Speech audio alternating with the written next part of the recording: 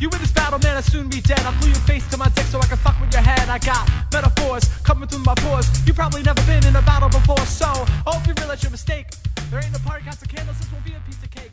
Folks, welcome to the Before Hours podcast, internet radio phenomenon hosted by an occasional morning person. I ask the most interesting people I know about their sleep, their routine, life, love, stress, setbacks, and whatever else comes to mind. If you want to talk to us, you may do so in one of two ways. Email thebeforehourspodcast@gmail.com, or you could slide into my DMs on Instagram, Bobby Sheen, LOL, because you know I bring the laughter. But for now, we have a fellow comedian, a great friend, and I'm going to go ahead and say it, a good man, Chris Reiter. How you doing, Chris? Did you breathe just now?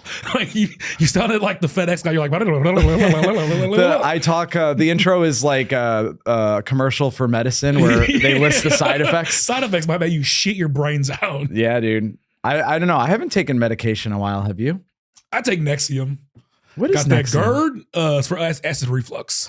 Oh, dude. Yeah. I hate acid reflux. It's the worst. Have you dealt with it your whole life? Probably since like 17, 18. Yeah. Oh my God. Because like it's one where those like Tums won't even do anything. And you feel like annoyed with your body. Yes. You're like, come on. Like, I just want to eat a slice of pizza. Yeah. What is this? And like it comes with the worst, like in the middle of the night, where just the deep fire in your chest. You feel like a dragon. Yeah. It's the worst. And then like sometimes with GERD, like one of the side effects is like, it's called regurgitation. Because it's literally like your stomach acid coming up. Oh, geez. That's how bad it can be. Oh, man. That's why you take Nexium. You should sponsor Bobby. Yeah. If you have acid reflux, you know what someone suggested that I have, because I don't have a sponsor for the podcast. If anybody's interested. Come on, MeUndies. Come on, MeUndies. ZipRecruiter. Dude, if there's any employers listening to this, I'd be very surprised. But because I tweeted, and full disclosure, it's something that I tweet on a semi-regular basis. So I feel like I have some funny thoughts that I'm like, I'm going to tweet this again and see if the algorithm hits this time. Yeah. And it's never done well. It makes me laugh every time I think of it, which is this. Panties are the only thing that gets more expensive after they've been used. Yeah, sure. They really do. Like there's whole business lines of just used panties. Apparently the Japan vending machine thing is a myth.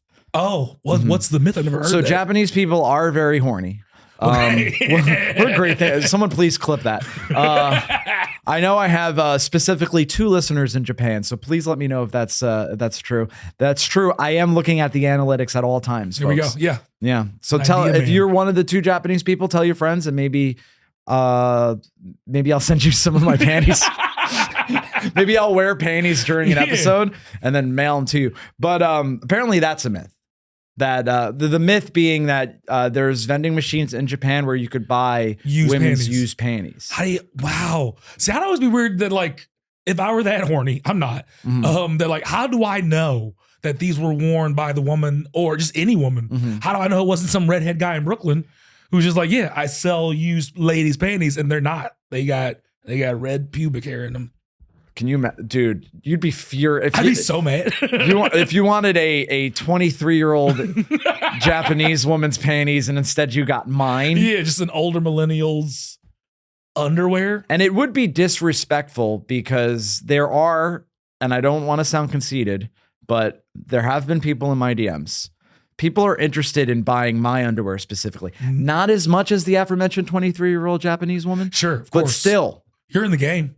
Dude, my most liked and viewed YouTube clip, it's like 10 minutes of me and my childhood friend talking. He's a professional bodybuilder. Oh, shit. Shout out Rob Van Sant. And we talked about, actually very similar to what we're talking about. He is a bodybuilder, so he has like suit trunks that he wears during his shows, and multiple requests from gay men that are like, hey, I know you're straight. Don't worry. Nothing weird, but how much money do you want for those trunks? No shit. And he has never done it. And he suggested just what you suggested. I suggested to him, I'm like, dude, buy trunks that look similar to yours. Yeah. Because he's like, I'm emotionally attached to my trunks that I won the thing. Competition trunks. Yeah. So I'm like, buy another one sell it to him. He's not going to know. And God bless him. My friend Rob went, that's not honest. Wow. And I'm like, who cares? All right, Robbie, what are you doing? They're fucking perverts, Rob. Who cares? He don't care. Dude, that clip that we talked about, a lot of engagement, and the comments are horny and or angry. So I figured out the internet. Why angry? Because there's guys going like, because we're laughing about like, you know, people buying used, and they're like, this is real judgmental. This is kink shaming, blah, blah, blah. But then there's like older gay guys that are like, I feel like because they're used to, you know, kind of being underground, right? Sure. So like they don't care about two straight guys laughing about, right? You know, they're like, that guy's hot. He's such a big teddy bear. I want him to like give me a big, right. Which I imagine we're gonna get comments like that again. I hope so. I've gotten that DM, not for underwear though, but for pictures. Ooh, yeah, okay. And I was like, I've only gotten one, and I was like, I don't know, man. Throw a price out, and maybe I'll consider it. He's like, considering it, super folks. low self-esteem. So I'm like, I don't even like seeing me naked. So you're gonna get a picture of just this. Like maybe, Dude, I don't know if that's what you're into. So the low self-esteem thing, I think, is part of it, because and it doesn't happen often. It doesn't happen to me as often as I'm sure it happens to any woman comedian. Oh yeah. But when I do get DMs like, hey, handsome, I'm like, this is great. Right. Like, I'm not even a little creeped out. I mean, I don't engage with them because that would be weird, but I'm like, hell yeah, dude. I'm glad somebody. See, I'll engage because I'm that much. Because I'm a people pleaser. And like also like I need the followers. Like I can't cast away any followers, so I will engage. Even when I've had followers who are in my DMs who do get inappropriate, I won't block them. Right. I'll mute them because I still need that. I don't want that number count to go down. We need the followers, guys. So just keep it respectful, I guess. And like for most of them, they are respectful. It's just one dude who just wouldn't get the hint. I was like, yeah, I'm straight. It's cool. Like, Yeah. you can react and enjoy everything I put up, blah, blah, blah. But then he sent a picture of his wang. And I was like, well, what the fuck, man? Yeah. I never asked for this. He had a nice hog on him. Yeah. But I had to mute him. Wouldn't block him. Chris, I wonder why people think you're gay. You're like, he had a pretty good hog. He had a nice much. Good for that guy. And I was like, wait, you got this piece. Why are you in my DMs? Just go outside. Yeah. You can get any bear you want. Okay, so I have a theory about guys that send dick pics. Ooh. My theory is twofold. One, they don't understand. So guys that send dick pics to women, they don't understand that that their sexuality is different than ours. Sure. Because if we get a dick pic without any context, we're like, this is great. Yeah. I'm so happy for We these. turned into Jim Carrey in The Mask. Yeah. He was like, oh, God. So I think guys with like a lack of a theory of mind, they're like, well, I would like tit pics. So therefore this woman is going to love an unsolicited. I think it's a 1-to-1 correlation. Right. Yeah. Like they're also, they're visual. They just want to see a wang. That's just the same, right? You dumb idiot. The second part of my theory is that they have a big penis and nothing else. So Sure. they're like, I have to just I need look at something. it. Yeah. Just look at it. Yeah. Come on. Mm-hmm.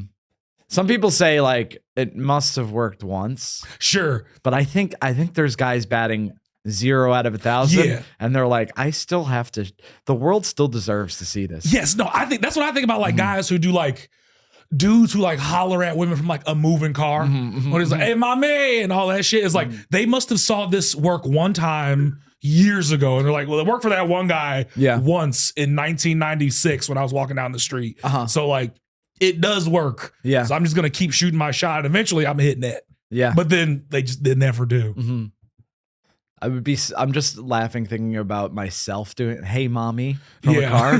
They wouldn't even be offended. I think they'd be like, that white guy just said, hey, mommy to me. That might be intriguing. You know what? Hi, little pale white boy. I think me saying, hey, mommy has a different vibe to it. Sure. Yeah. Sure. I think they're like, I think he actually has a mommy. He's right. He wants me to swaddle him. Dude, new pet peeve is when I'm watching an adult movie, right? Is they'll throw in a fetish in the middle. Nothing in the thumbnail indicated that there was going to be a fetish. I was watching this woman, had big breasts, and I'm a man of taste, so I was enjoying it. Melon felon over here. And he, but I like big tits, but I also like medium tits and small tits. Yeah, like, I'm just boobs are just cool. Any woman that's like, I don't like my tits, don't worry. Literally, don't worry like about them. it. Yeah, Chris and I like them. Yeah, co-signed, 5 stars. But would recommend. she had big titties, and then in the middle of the scene goes, "Are you gonna come for mommy?" And I'm like, yes. I've had that happen. I was like, I literally will just stop it. I will turn it off. Like if you could have just like one little adjust, if you could at least just said step. Yeah. Even that I could deal with, but I'm not a fan of it. And then just that little small adjustment would have saved it. What I don't like is lately when they do something that's so unrealistic, it upsets me. There was one where it was maid themed. And like the caption on it was like, hot maid. I read every porno caption like a monster truck rally. Right. Hot maid. $5. But it was like a hot maid thing. And I was like, okay, I'm intrigued. But she was cleaning a beautiful countertop. Okay. Like it must have been like at least granite, but she was cleaning it with Windex. Which like it's always only had one purpose. Like there's just that one small thing. I was like, I can't do it. There's no cleaning woman in the world who would clean a countertop with Windex. Come on, Vivid Entertainment. You notice one plot hole, you're like, I can't come to this. Yeah. They're the same age. How is that his stepmom? The goat of unrealistic adult video is Mia Khalifa in her hijab and another woman in a hijab who is clearly Hispanic. Right. Oh, yes. Lily Hall is not going to wear a hijab. Or the fucking, I don't know why. I don't know where this one came from. I feel like this was relatively new. The stuck in the laundry room. Yeah. Like I wash laundry all the time. And if anyone's getting stuck in a dryer, it's a dude. I'm 290. I'm repping 315. I should get, never happens. But a tiny little petite fucking Lisa Ann's getting stuck. Get the fuck out of here. I also if the thumbnail, just the thumbnail, and listen to the whole thing I'm about to say, folks. If they're 2 different races, I don't watch it. Really? And it's not because I'm against interracial relationships. It's because it's always weird now. Sure. They always make it weird. Yes. I watched a white woman blow a black man, and in between he made her apologize to Louis Farrakhan. That's weird. I didn't need that. I mean, it is kind of cool, but I didn't. You know what I mean? Yeah. What'll get me lately is because sometimes you can't tell through. You get like a little preview when I start it, and then it's gonna sound when they're not speaking English. Because I want to know what she's saying, and when I don't understand the language, like she could be saying anything. Yeah, I don't know if she's pretending to enjoy this or not. I think she is probably. Yeah, probably. I mean, the noises sound like so, but like she's speaking Russian or something. Like I have no clue what she's saying, and it just completely throws me off. See, I'm the complete opposite. If it's in a foreign language and they're speaking their foreign language, I think that's very hot. Interesting. Now, and this doesn't exist if they're speaking their language and their subtitles. Yes, that's cool. Yeah. What I don't like is if one or both of the participants is clearly not an English speaker, and they either speak in broken English, or even worse, they know no English, so they're just like. They're just like you have to say something. Yeah, it's just gesticulating and making noises. Yeah. Or there was a Czech woman and she kept going, yes. Not even the way so like proper. You would, yeah, like right before they turned on the camera, they were like, the word is yes. And she's like, yes. It's be like if it was like she said like father instead of daddy. Like it's too precise. So it's the 4 Hours podcast, Chris. Okay. Now, is it not about porn? It's not about. Okay. So we got so horny. we started off with panties. Yeah, we did, and it was completely. Dude, I'm honestly a little horny, and it is because we're recording this on June 8th, 2 days after D-Day. That's not why, but it's summer, so I'm fucking.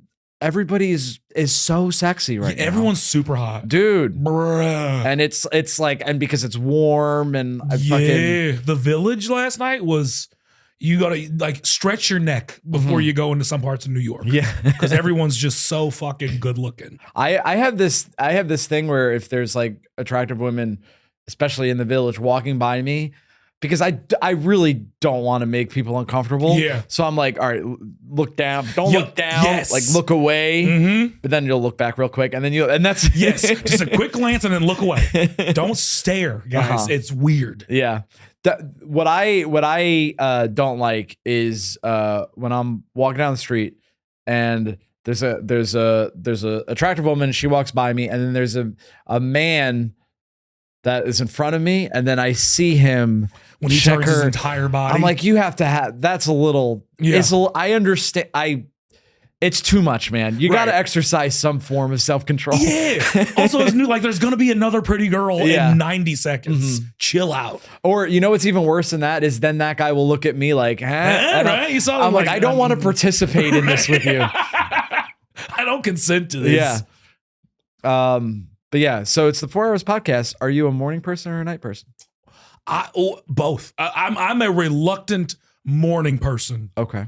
Like, I wish I could sleep in, but like, what am I? I'm 33. I think since like 4th grade, I've been like up at the crack of dawn, and I've just trained my body Yeah. to be up early, even though I don't want it. I wish I like I take melatonin. I took melatonin last night. I was still up at 7:30 today. Dude. Like, I want nothing more to sleep in, but my body would just be like, "What's up, dick? Rise and shine. Eat oatmeal. Start your day on a Saturday." But I'm also like, because of comedy. Yeah. Like you have to be a night person. It's just part of the deal. You got to be out late sometimes. So like, I am hooting with the owls at night and soaring with the owls in the. Nope, I fucked up that saying. Probably because I didn't get any sleep. I know. We're recording at 2 p.m., which is like my new recording time. It used to be 11 a.m. And I had like literally half a dozen people be like, I will can't never do that. Yeah. I will literally never do that. Bobby, I will stab you. So I'm the same way. The listeners already know, like, I'm naturally a morning person, Sure. but I have to. And this new thing has been happening to me where I will wake up before my alarm, but like after maybe 7 hours of sleep. Sure. And I'm like, and I don't have a day job right now. So I'm like, how do I fill up my day with all Yeah, why am I- all yeah, this what am I awake doing? time? I'm like trying to go back to sleep. Yeah. I think part of it is, Trying is hard. Dude. Trying to go back to sleep is so fucking hard. no, I can't do it. Me neither. It's, I don't know why our bodies aren't cooler. yeah. Why are you a naturally early bird? I think because I was a night person as a I guess not as a child, but well, actually, yeah, as a child, because I always gave mom and dad a problem with bedtime. I was I always wanted to keep watching. I remember one time I wanted to watch because I was watching Nick at Night. Love Nick at Night. We were the same age. We were both Nick at Night Bro. fans. I remember all the iterations of Nick at Night. Like, it went through like the I Love Lucy stuff, and then it like graduated to like the Jeffersons, and then it just like Nick at Night sort of grew up with me. Yeah. Like, by the time I stopped watching Nick at Night, they were on like the George Lopez show. Yeah, It was like, yeah. this isn't even. This is on right now. This is on network TV.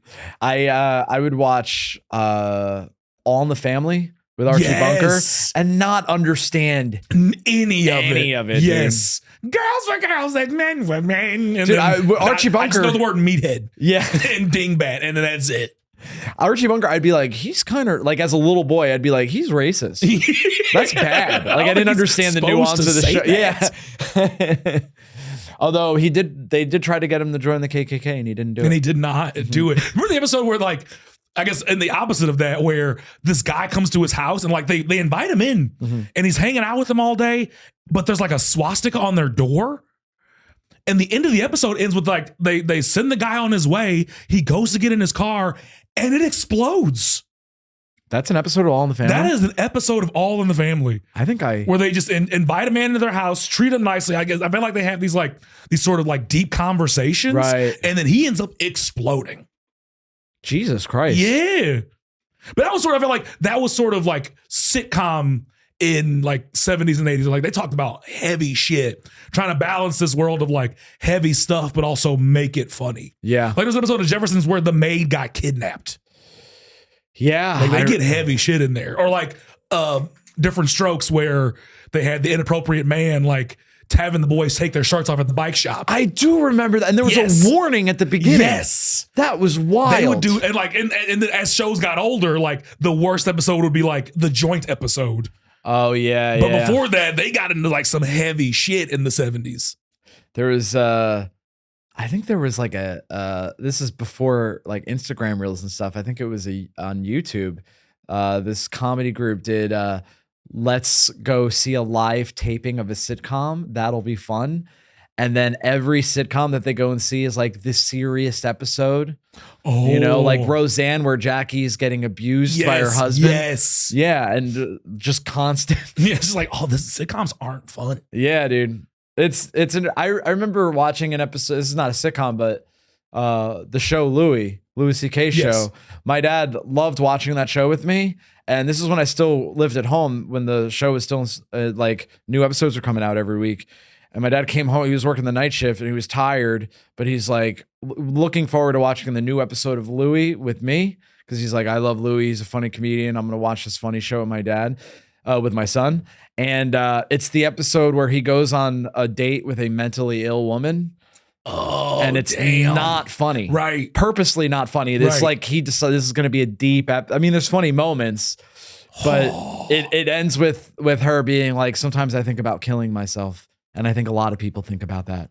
And then just the credits. Yeah. And Oh my God. I appreciate it, but Right. my poor, like, older working dad is like, man, I was looking forward to laughing tonight. Right. Fuck, it was a long day, Louis. God damn it. So you gave your parents tough times as a kid. Oh, right. Yeah. Going to bed. This is the episode where the host makes sure that, or the guests make sure the host is on track, dude. Yeah. So I was always a night person, I think, because I remember not wanting to go to bed because there was a Happy Days episode that was to be continued. Fuck you. And my parents were like, you have school in the morning. I'm like, I have to see if Fonzie actually does jump the shark. Literally the expression that people make fun of sitcoms for running out of ideas. And I'm like, 12-year-old me, I'm like, I have to figure out how it ends. Yeah, that was a big point of contention. I feel that. So I always wanted to go to bed late. And then I quit drinking at 25. Okay. And then I feel like me being older and having a regular 9 to 5 and quitting drinking, all of that together made me become like a guy that gets tired at 10 and then is up at 7 no matter what. Sure. But that lasted for 6 weeks because then I started doing stand-up comedy. Oh. I had a 6-week window where I was like living that, you know, wake up in the morning, go for a walk, live real healthy. And then I started doing comedy. You started being a deplorable. I started being a deplorable, as Miss Clinton might say. In a basket. Dude, do you think he's going to be president again?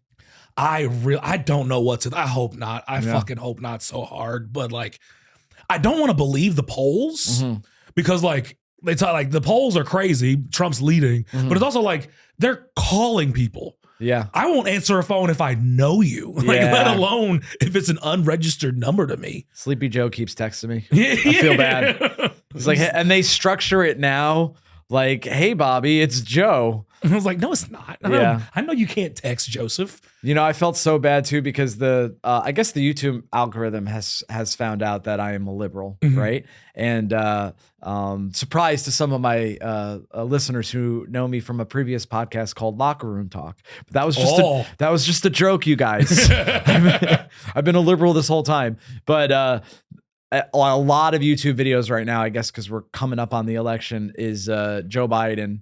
There's one with Obama, like, remember Remember Obama? I was hanging out with this guy? And there was one where he goes, all right, folks, let's cut the malarkey. And I'm like, I get what you're trying to do, but you're not funny. Yeah, you're not funny like Trump is funny, dude. Yeah. I do remember one thing, the debates. I mean, I think we're getting 2 this year, but I did enjoy some of Joe's pushback because Trump is funny, but it was like, I like when Joe gets snippy. Yeah. when Trump's being funny. Right. Like, I think in the one debate he goes, just keep on yapping, man. And I was like, that's some shit. That's like, that's two uncles gonna fight at a barbecue right there. I'm so glad we're on the same page because I remember after that, people are like, oh, shaking my head. These are the men running for president. I'm like, no, Biden's doing the right thing. This is how you debate Trump. Yeah. Like when he was like, would you just shut up, man? And people clapped. I'm like, that is kind of like, right. We're in pro wrestling now. Yeah. That's why I liked Al Franken. When Trump first won, I was like, entertainer for entertainer. Just throw a comedian there with them and he's going to fucking run circles around him. Yeah. And then Al got in trouble. But like, yeah, that is how you take down Trump. You can't fight him with facts.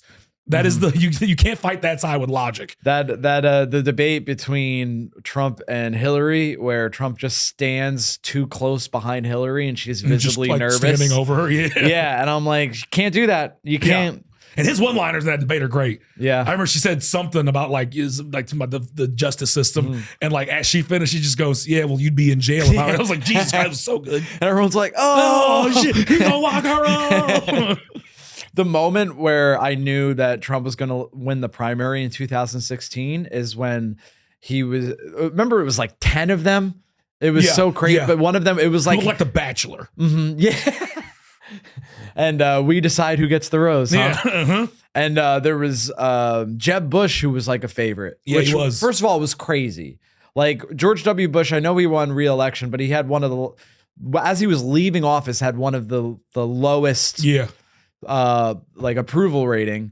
And his brother Jeb who is like, the thing that George Bush had going for him was that he was at least charismatic. Sure. So Jeb Bush wasn't even that. No. And I remember Trump was calling him like low energy Jeb. Yeah. He's so good at giving people nicknames. He's very good. Like, and they just like, what, you just think of those? Yeah. Do you workshop these names? It's crazy. And I remember Jeb referred to himself as low energy in like a self-deprecating way, and Trump laughed, and then they high-fived each other. And I was like, Jeb, I know you think that was like great, but you just cucked yourself in front of of the most conservative people in America. Why don't you just give yourself a wedgie next, you goon? You're not you have to cut like Trump talking about how he has the biggest penis on stage. I'm like, that's where we're at now, Jeb. Yeah. You know. Okay. Fucking goon. So you're a naturally morning person. So then you're still a morning person even after starting comedy. Well, the thing is, like, I naturally get tired at night, but I just like, if I have a spot, especially if I think it's going to be an important show. You and I have been on some non-important shows. Yeah. We will leave the names out of it, but I'll give myself a DC. You know who you are. Yeah, you know who you are if you're listening. But I'll drink a 5 p.m. Diet Coke, God forbid. I know I have to like. Sure. Yeah. And you and I, by the way, have something in common, which is we're good comedy hosts. Yes. Because we're likable. That seems weird to say about yourself. And we're high energy. Yeah. And we know how to do stand-up. Which we're funny, we're talented, but no, that's definitely like, I get that. I think I learned that hosting in the Village. Where like, do you remember there was this old ad with Bo Jackson where he's watching Robinson Cano at batting practice? No idea. And he just walks up to the cage and goes, "Impress me." That's how I feel audiences are in the Village. There's like a little bit of jadedness to them. Yeah. Where they like come in here with us, all right, fucking clown, make us laugh now. We didn't get into the cellar, so prove it. And that's why I come out with so much energy up top. But it could be a full room. It could be 5 or 105. I'm coming with the same energy. I approach it the same way. I remember hearing an interview with this old punk rock guy who, I'm forgetting his name. I'm sure Larry. I forget his last. I'm sure someone's is like yelling at their phone right now. No, it can't be Larry Lawrence. That'd be crazy. Oh yeah, it's gonna be Larry. Larry. That's stupid. But he's the guy that discovered Green Day, basically, and he said that he saw Green Day play in a dive bar, but they treated it as if it was Madison Square Garden. There you go. Yeah, and I'm like, well, yeah, that's where you gotta. That's what you gotta do. You know what I mean? These audience they're like toddlers when they fall. You gotta like just distract them before they realize they hurt themselves. Okay. Yeah, exactly. You didn't get into the talk. It's okay. It's okay. This place is just as good.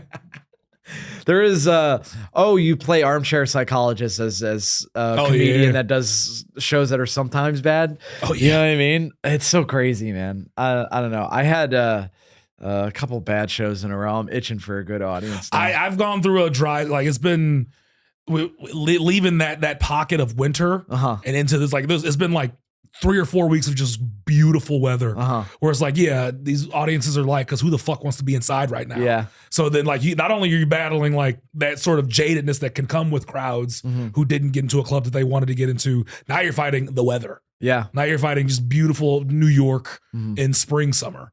But because no one's trying to escape the sun except for guys that look like me. Right. And it's not sticky yet. Yeah. Oh, it's gonna get sticky. Dude. Oh, it's gonna get real sticky. Dude, especially on the subway platform. Bro, especially in these above ground ones, tough. I will give a Nobel Peace Prize to anyone who could figure out how to make the subways temperature comfortable. Yeah. Oh, yeah. I'd kiss you in the mouth.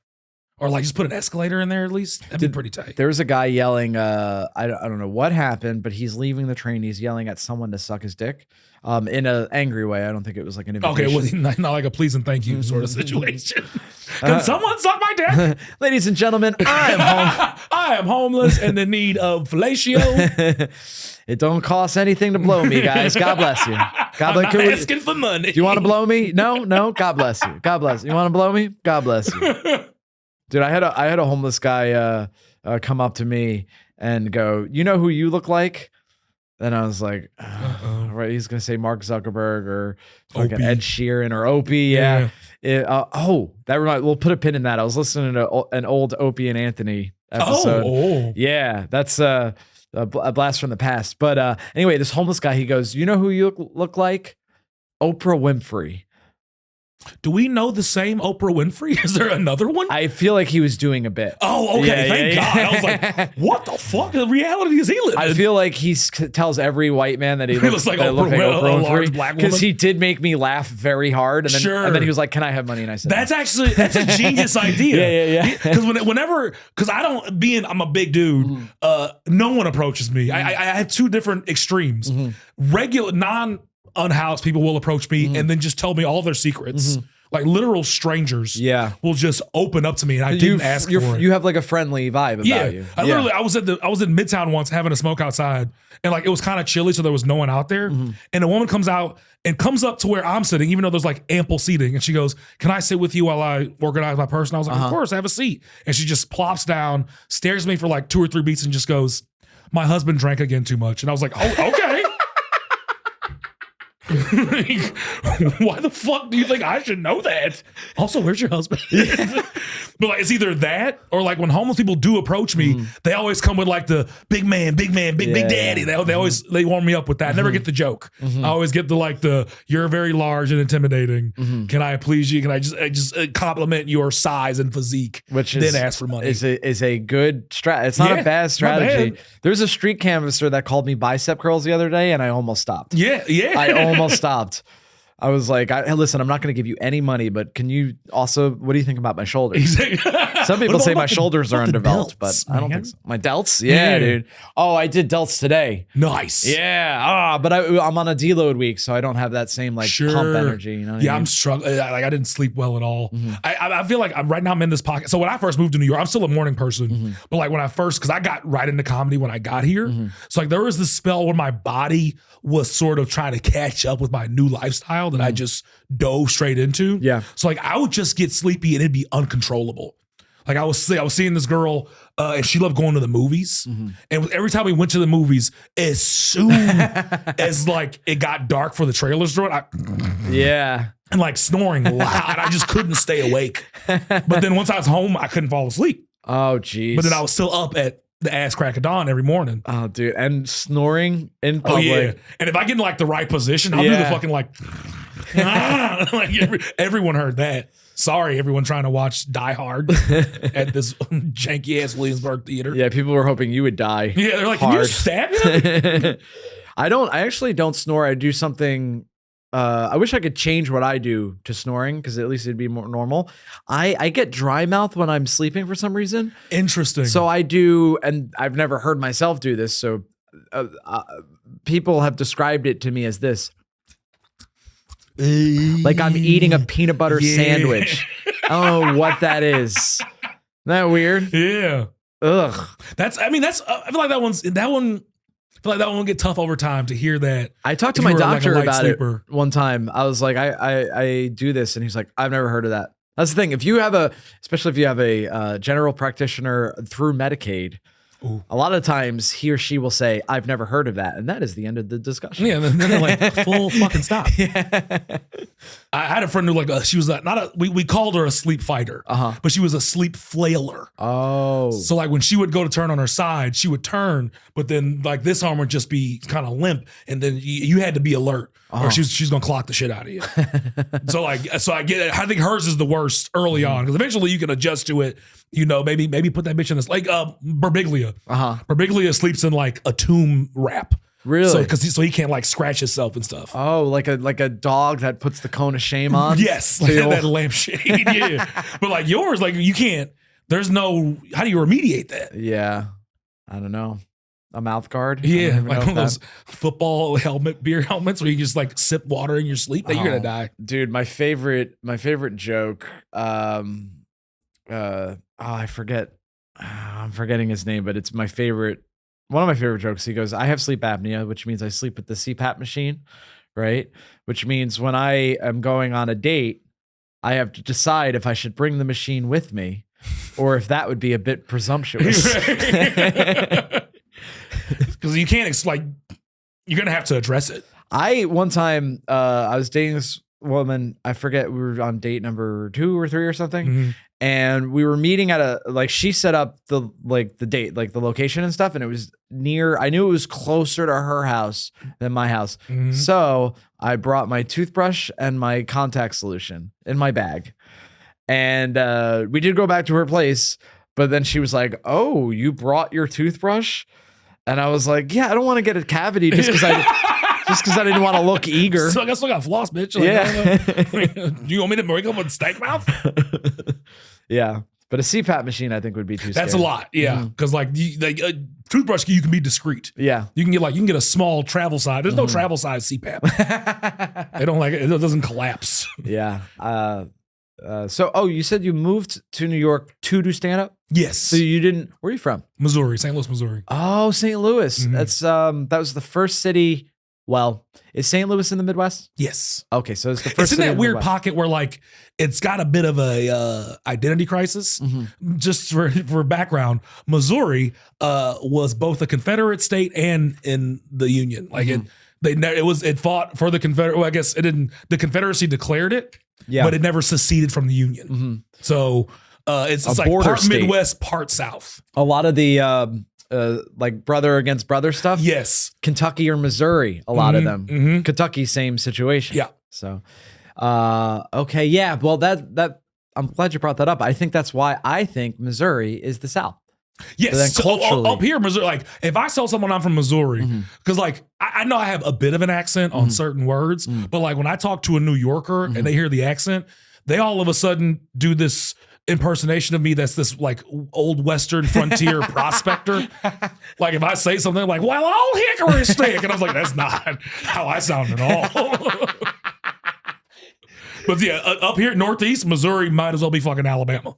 But it's funny how accents work. Like you say, like only certain words have an accent. Like my dad's from North Jersey, but like close enough to New York that I feel like he doesn't have a New York accent, but every once in a while he'll say a word that sounds exactly how Tony Soprano would say it. It's just so very funny to me. I get that. Yeah. But like it is North Jersey knots where like you're getting in that like almost Philly Jersey where like you might hear a yins instead of a use. He doesn't say he does say use guys. Yeah. He'll say it and then be like, oh, I can't believe I talk like this. You know what I mean? I didn't mean, fucking, I said mole. Yeah. Trying to code switch a little bit. Right. I noticed this about myself. I try to code switch when I'm around black people. No shit. Because I feel uncomfortable with how often I say dude. I get that. Because I feel like that's a way to make fun of how white people talk is to say dude all the time. You know what I mean? You're just making yourself low hanging fruit. Sure. I was thinking about this. Like code switching is like this weird gray area where like it's bad. Like if you just listen to TikTok, code switching is bad. But like also, it's like this sort of like what you perform and what you preach. Because like I feel like we all code switch a little bit, at least to some degree. Like us right now would laugh at a dick joke, but like you on a Monday morning on a Zoom call, if you heard a dick joke, you wouldn't laugh at all. It's like Or you try not to. personally, right? Because like I would watch. Because I understand like code switching, especially at least with like to communities of color, it gets destructive where like you have to put on this persona, this get along persona with people you don't rest, you like or you be this person you aren't really are. But then like there's a certain line where like if like growing up, my mother would be like on the phone. Or the phone would ring. And right before that, she was like, sit your black ass down. I will smack the taste out your mouth. Hello, this is Ella. Like, she couldn't be doing both. She couldn't be like, what the fuck do you want? Oh, hello, Mr. Johnson. Like, so to some degree, like, we all have to a little bit. So, like, it's this weird TikTok versus reality conundrum. Yeah. I mean, TikTok is always, there's no nuance available on social TikTok media. hates nuance so much. Like the congestion pricing. Oh, yeah. There is no nuance in that discussion. So you have a car. Yes. So you and I are different in that respect. Explain congestion pricing and the controversy to me. I have no Congestion idea. pricing, which has been net positive in other cities globally. New York City would have been the first city to use congestion pricing, which is if you are entering a part of the city that is, dense with a vehicle, you're going to be charged a fee or a toll.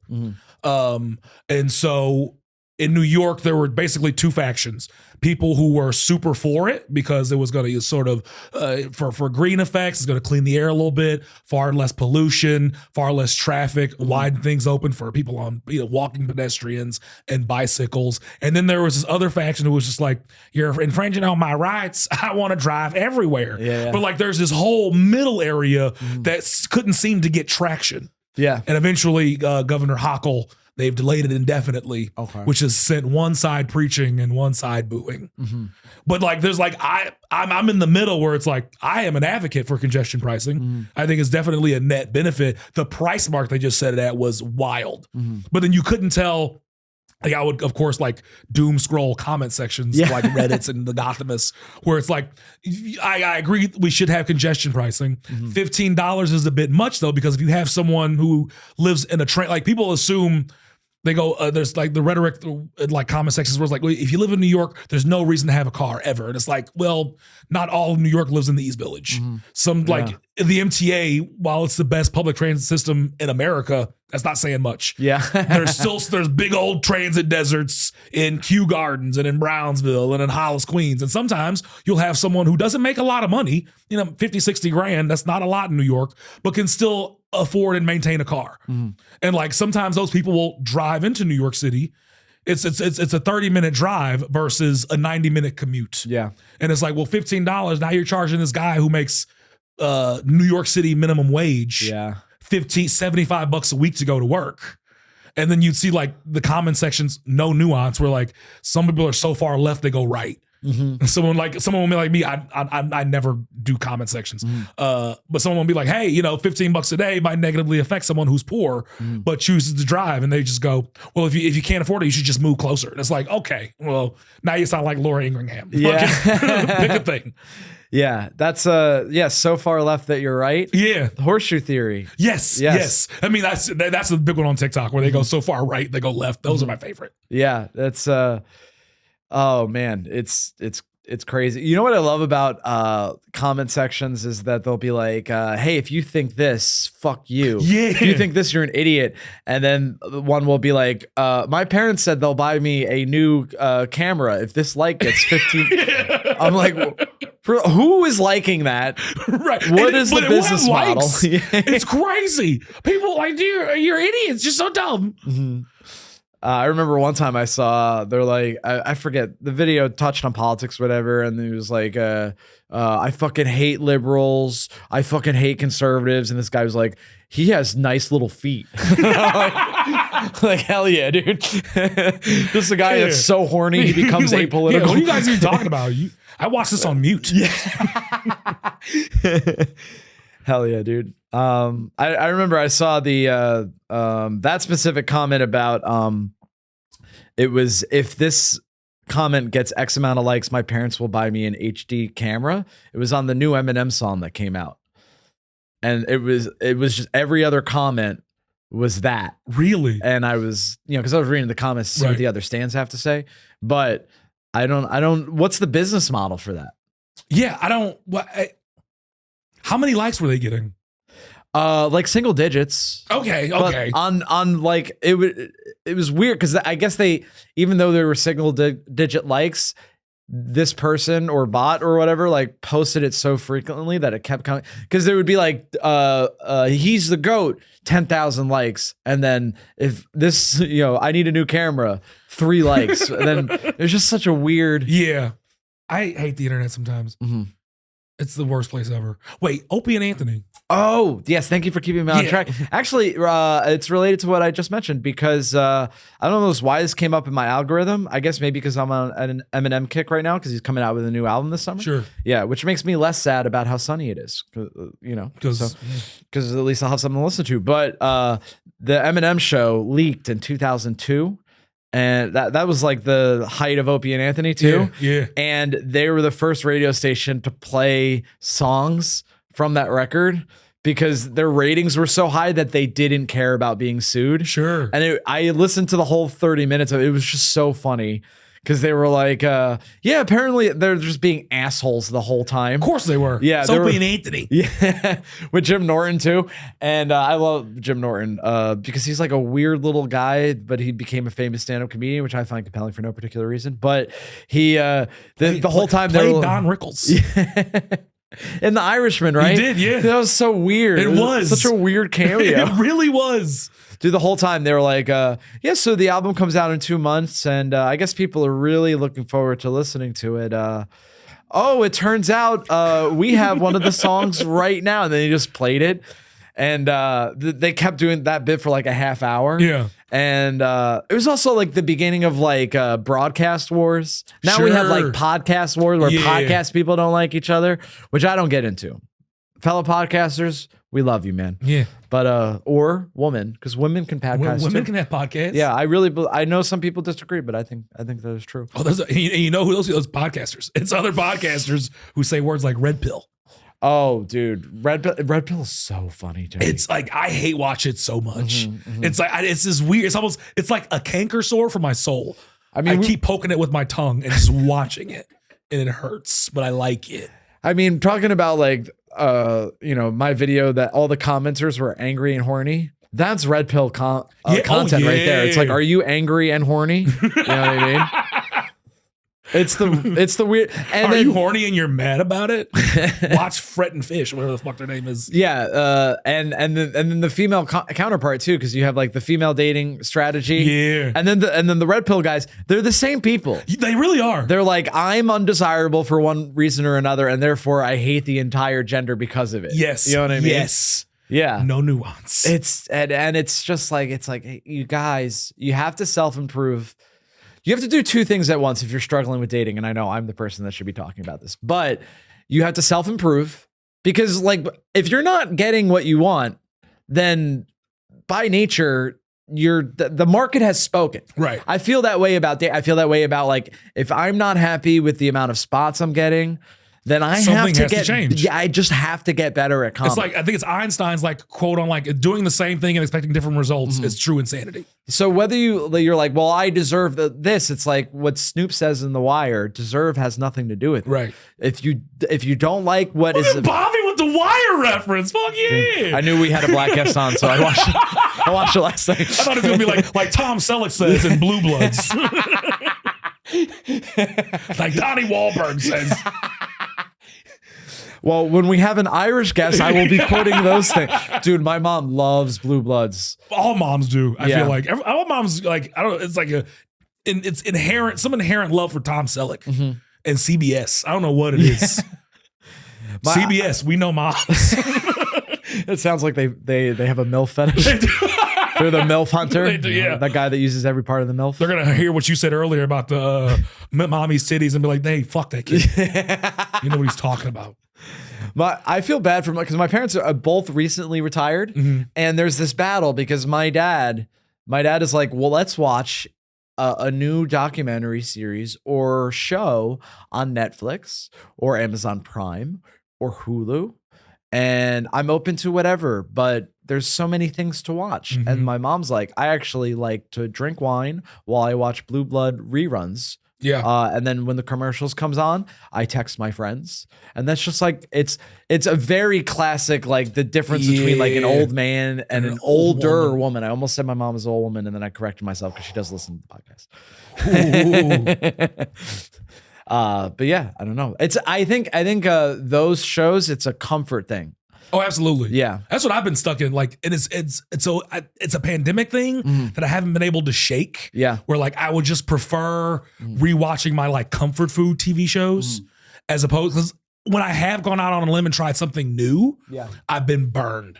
Like Abbott Elementary, I've not been burned. It's been great. I'm caught up. But someone convinced me to watch Barry, which was the Bill Hader show. It was like a dark comedy where he's an assassin trying to be an actor. Okay. And like season 1 was enjoyable and funny. And then somewhere in season 2, it just got real fucking dark. Yeah. I don't know. I was like, where'd the laughs go? You got fucking Fonzie on this show, and I am not enjoying it. And since then, I'm like, I'm just going to keep watching New Girl and Parks and Rec over and over and over again until I get another Abbott Elementary. I have a similar thing with like sometimes Spotify. Because I don't, I usually just go by the daily playlist that Spotify gives me. Every once in a while, Spotify would be like, hey, Bobby, how about a new song? How about a new song? And I'm like, no, fuck that. I'm only listening to things I discovered when I was 17. Exactly. 3 Doors Down or nothing at all. Yeah. Dude. What's a Doja Cat? I don't like it. What's a Doja Cat? Yeah, that's what I would. Dude, you know what got me in the mood the other day? Because I was like at the gym, when you're at the gym sometimes and you're like, I can't be asked to do this. Literally yesterday. No matter how much caffeine you drink, you're like, I can't be asked. Fucking Papa Roach. Nice. Cut my life into pieces. Yes. I'm like, let's fucking I can't do this. Yeah. That's I can do this. I get that. Huey Lewis in the News got me the other day with that. Yeah. Ooh, hell yeah, dude. I remember my, this is oddly specific, but I was on vacation with my parents. We were on our way to driving to the Jersey Shore, which is what we did for our vacation. Are you from Jersey? No, so I'm from upstate New York, Orange County. Yeah, so like 50 miles north of Manhattan. Gotcha. And but our vacation was usually like my aunt had a house on the Jersey Shore, so we would do like a 3-day weekend on the Jersey Shore. That'd be our weekend. But I remember I was I think it was right when that song came out, so I must have been like 11 or 12 years old, and I had my Walkman. Nice. Yeah. Hopefully tape or CD. CD. Okay. So I'm the same age as you. I'm also 33. So when I started listening to music, that was at the tail end of like you could get tapes. Yeah. But CDs started to become more popular. So I had my walk with my booklet of the CDs. Yep. Dude. Fucking yeah. And then that was like I kind of miss it a little bit because that would be your personality. Right. You'd be like, look through my booklet. This is what I'm into. And then you make a girl a mixtape. Dude. I've never made a girl mixtape. Me neither. That sounds crazy. Just show you who I am. Fuck that. But I was listening to, I was in the back seat of the car and my dad's driving and my mom's sitting in the passenger seat and I'm listening to my Walkman. I'm listening to The Last Resort and my mom could just hear the guitar and the drums. Yeah. And I hate to say it, my mom, I think, was just so excited that I wasn't listening to rap. Sure. Yeah. Even though it was Papa Roach. Yeah. Which is like new metal rap rock anyway. So it's like close anyway. But she's like, what? Oh, you know what it was? Because she was trying to get me to not like Eminem, which only made me like him more. Yeah. You know what I mean? And I get it. He has multiple songs about killing his mom. I understand why if you're the mother of a preteen, you aren't necessarily excited about him. Sure. So she's like, what are you listening to? And I was like, Papa Roach. And she's like, can I listen? And I was like, sure. In my little kid brain, I had no problem. Like songs, literally, it's 3 verses of I want to fucking kill myself. Or for our younger listeners, self-delete or unalive. Yeah. Guys, you're so funny. young, you literally don't know what commit suicide means. But that's the whole song. And to me, it's just like, because it's a fucking banger. Yeah. But I kind of get if you're the mother of a teenage boy, you're like, is my son okay? Right. Absolutely. I get that. You don't know how to explain to a woman in her late 30s that like sometimes your boy just has angst and Right. has nothing to do with his mental health. I have no clue what the subtext of any. I know the words, but I know what none. Like I know what was singing the fucking Billy Joel's "Only the Good Die Young." Yeah. I was like, it's just a fun little ditty, and then Yeah. someone tells you, "Oh yeah, he's trying to fuck a Catholic girl in Yeah. that song," and I was like, "Fucking when?" I just heard like only the might be laughing a bit too loud. How'd you get all of that out of the fucking song? Dude, that line, by the way, in that Billy Joel song, I heard, I run with a dangerous crowd. It's like, you're from Long Island, Billy Joel. What are you talking about? You wear like fucking splats. Yes, you wear a tweed jacket. I saw a comic. I wish I could remember who it was, but he has a great bit about that song, Only the Good Die Young. It's like, can you imagine being Billy Joel, like going to brag to your friends? They're like, hey, did she give it up last night? And you're like, well, not at first, but then I told her only the good die young. And then his friend's like, excuse me? Like, what the fuck, Billy? Did you threaten this woman? Yeah, Billy, no. We can't do that. Guys, Like, it's not what it sounds like. I just tried to convince her that everything she was raised with, such as like her religion and values, is bullshit. Bullshit, yeah. So that she would fuck me. I was just a cynic, and then she showed me a tit. Yeah, it almost has that vibe of like that scene in It's Always Sunny in Philadelphia because of the implications. You wouldn't be in danger. So they are in danger. Dude, those two guys should win. I mean, I know they've won awards before, but for that scene specifically, Yes. they should The win. staying power Dude, of a 20-year-old scene. Dude, that moment where Dennis Reynolds because he looks like almost at the camera and goes because of the implication, and he looks real serious, and there's a vein in his neck. Yeah, And Glenn Howard and I'm like, great. dude, it's like terrifying but Yeah. hilarious at the same time. I'm like, chef's kiss, dude. That guy rules. I love that show. I watched that show in 2005. I watched the pilot the first day it aired. No shit. Because I thought I was going to watch, I think it was ABC's What Would You Do with John Cajones or whatever his name is. Yes. Yeah. Where they just put you in a really scare, like predicament. Like, I don't know what the fuck. I'm trying to enjoy a bagel. Yeah. Not have to like break up this weird, awkward racial situation. Dude, okay. So my favorite episode of What Would You Do? For those that are unfamiliar, it was like a hidden camera show. Mm-hmm. It was like what's the prank show? The popular prank Punked. show. Yeah, it was kind of like Punked, except you weren't a celebrity. Right. You're just a guy at 8 o'clock in the morning. Yeah. In a McDonald's. And there was one like a teenager steals a bike, and it's like over the top. Like, how can anyone think this is real? Right. Where the actor is like, yeah, I'll be there in a second. I'm just stealing this bike, and then everyone around. It's trying to see like how many people are bystanders, how many people do something. Right. Every once in a while, someone would be like, hey, you can't steal a bike. That's wrong. And then this guy who's not famous comes out. He goes, hi, I'm John Cajones or whatever. And everyone's like, okay, who are you? And he'd be like, you're on TV. You're on network television. Home Improvement just aired. My favorite one is like because they would go like, why did you stop that kid from stealing a bike? And then they get all proud, right? Yeah. And then, especially if their face isn't blurred, you know Right. that they signed the Yeah, release like, because they were like- like, I'm a good guy. This guy goes, well, my mother raised me to do the right thing, and I figured I should do the right thing. And it's like, oh yeah, clap, clap. But there would always be, like you alluded to, there would always be another angle. So in the first scene, there's like a white kid stealing a bike. And then the second, and then we're like, and then we made the kid black.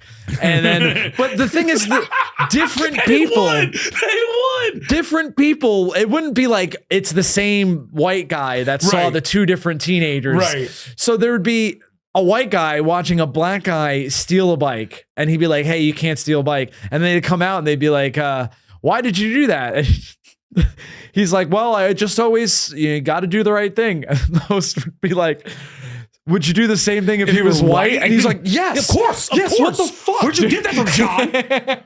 I'll burn your house down. It's such a funny thing to do to Yeah. somebody. Like literally, he was like, literally doing the right thing. ABC was just fucking with people, and it was primetime television. Dude, my favorite episode, another one was they had like a lesbian couple. And this is like early aughts, right? Oh, yeah. So lesbian couple, a little edgy, right? They're a lesbian couple in a restaurant, and then there'd be like the guy next to them. They'd be like, "Can you believe that there's lesbians here?" And every once in a while, there'd be the innocent bystander would be like, "Yeah, no, I'm on your side, Dude, get him out of here." There's one guy like kind of like a tough like street guy. Listen to me, a street fellow, a street tough. Yeah, one of the fucking sharks, bro. Yeah. And he goes, he's kind of got like a Latino accent. Yeah. I don't know what kind of Latino he was. I just keep digging myself more and more into this hole. But he's like, hey, bro, ain't nobody got a problem with this but you. You're being mad homophobic right now. And we're like, all right, well, this is great. And so the host comes out and he goes, what made you do that? And he's like, man, I got cousins that are gay. You know, I'm not with that homophobic shit. And to be honest with you, and everyone's like real smiling and proud of him, you know, and he goes, and to be honest with you, when he pulls out a knife and he goes, if he kept it up with that homophobic shit, I was going to show him what's what. And then everyone's like, oh shit. Okay. Put the fucking camera.